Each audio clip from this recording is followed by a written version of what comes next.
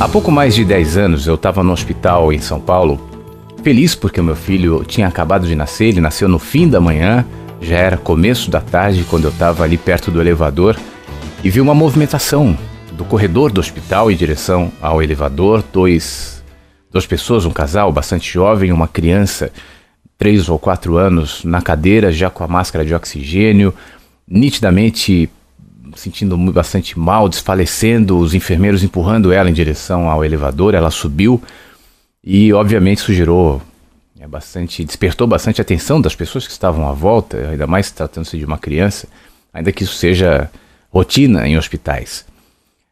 Pouco depois, e apreensivo com aquela cena, com aquela situação, preocupado com aquela criança, eu fui conversar com uma enfermeira e aí eu fiquei sabendo que era uma criança de 3 anos e pouco, que à noite em casa sentiu alguma coisinha, depois ela passou mal, correu para o hospital, ela tinha meningite e acabou falecendo naquele dia.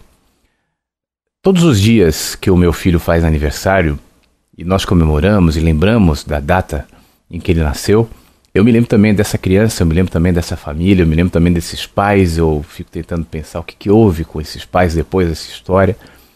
O que aconteceu no dia em que meu filho nasceu, no dia em que nós comemoramos o aniversário de nascimento dele? Aquela família se enluta e lembra da morte do filho deles. Enquanto a gente está conversando aqui, enquanto a gente está se falando, enquanto você está aí, vivendo, pensando em outras coisas, talvez no trabalho, talvez em casa, não sei em que período do dia você está agora, mas nesse exato momento, independente de onde esteja e de quem seja você, nesse exato momento, essa cena que eu te descrevi está se repetindo em algum lugar do mundo. Tem gente morrendo agora, assim como tem gente nascendo agora. Tem gente recebendo boas notícias, tem gente recebendo notícias e confirmações daquilo que esperou e trabalhou e durante uma vida inteira criou a expectativa de que de alguma maneira se concretizasse, e agora ela recebe a notícia de que finalmente aquilo aconteceu. Assim como tem outros que recebem notícias difíceis, notícias que não gostariam de ouvir. Tem gente agora feliz, tem gente triste. Nesse instante, onde em algum lugar do mundo um bicho ataca outro bicho, um desvia e consegue escapar, onde chove muito forte, num lugar distante de outro que agora faz um sol intenso e muita gente, talvez esteja alguém reclamando do calor que está fazendo na rua. Enquanto alguém, num lugar bastante frio, bastante escuro, lamenta o fato de que aquele frio está perdurando além do esperado. Lamenta que aquele frio está incomodando. Era melhor ter mais um agasalho, era melhor ter uma casa mais quente, era melhor estar num ambiente mais agradável. Diferente daquele que num lugar movimentado, cheio de pessoas, entulhado de gente, entupido de ruídos, de vozes, de gritos, lamenta, se cansa, reclama, se fadiga de estar naquele ambiente tão desagradável.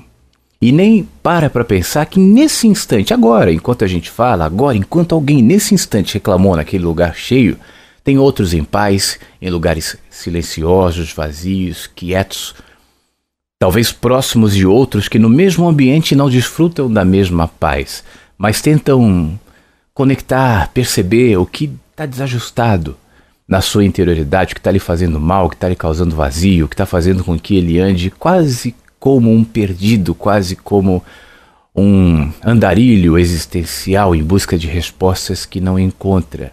E talvez nessa caminhada de busca de respostas onde não encontra, ele olha do outro lado da calçada, ele olha do outro lado do ambiente, ele olha pela janela e vê um casal de idade, 2 velhinhos apaixonados, de mãos dadas, talvez contabilizando e pensando no que experimentaram até então nesses 40, 50 anos, 60 anos de casamento, lembrando dos tempos difíceis e felizes por tê-los superado, lembrando das dificuldades com os filhos e hoje gratos por vê-los formados, por vê-los constituindo as suas famílias, e talvez nem saibam que um desses filhos agora, nesse exato momento, se questiona se deve ou não continuar casado, se lamenta se perde nos pensamentos de como vai ser a vida a partir de então, no momento em que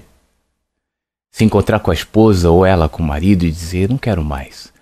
O que vai fazer com os filhos, o que vai fazer com o futuro, o que vai fazer consigo mesmo. E aí ele tenta se fixar em referências de outros que já fizeram isso. Aparentemente estão felizes, mas ele não sabe que agora, esse que está feliz, se questiona se deveria realmente ter tomado esse passo, sem saber que o outro que tomou está feliz, porque retomou a vida, porque encontrou uma pessoa mais parecida consigo mesmo. Eu comecei com o exemplo do dia do nascimento do meu filho e da morte da outra criança.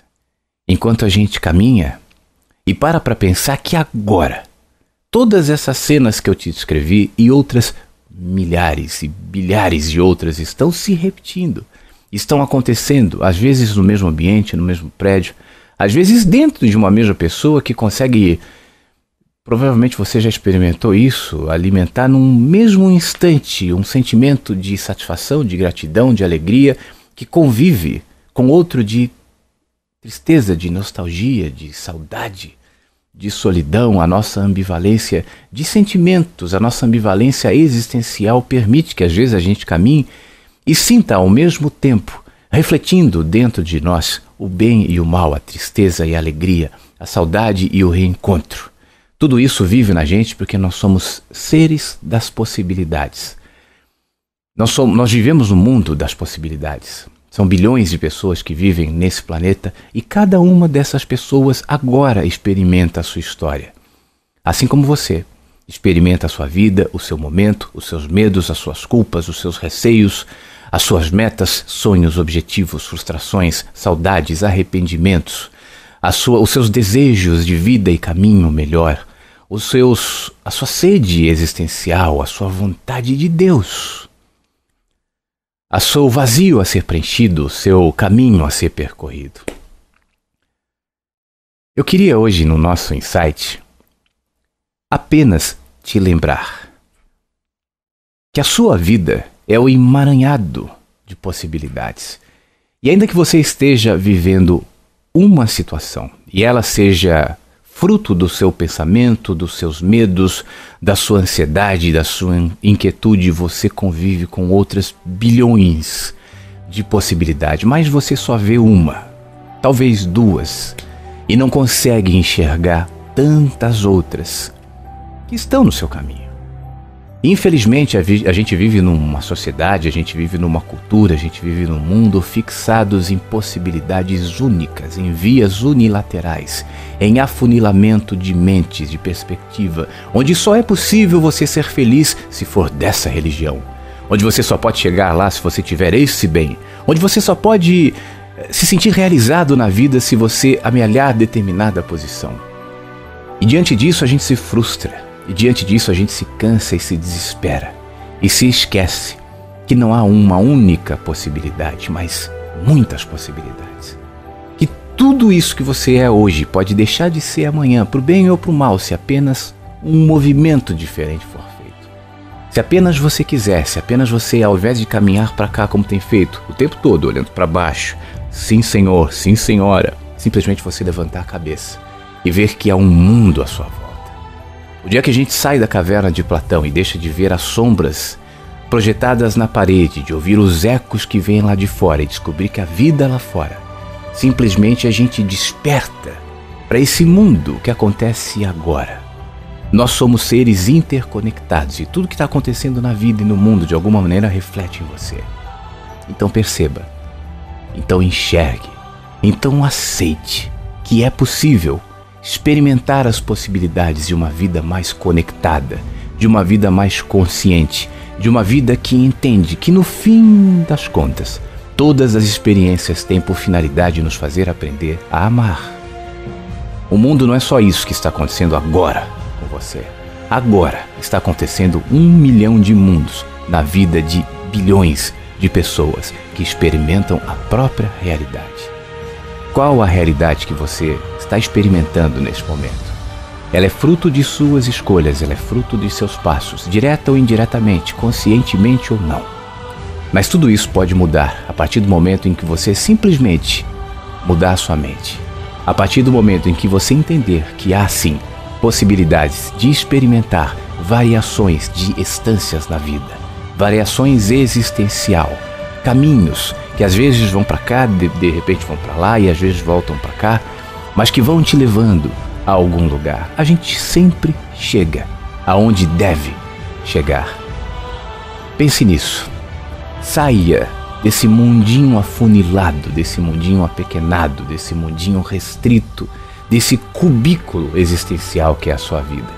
E entenda que agora, neste momento, um mundo está acontecendo no mundo.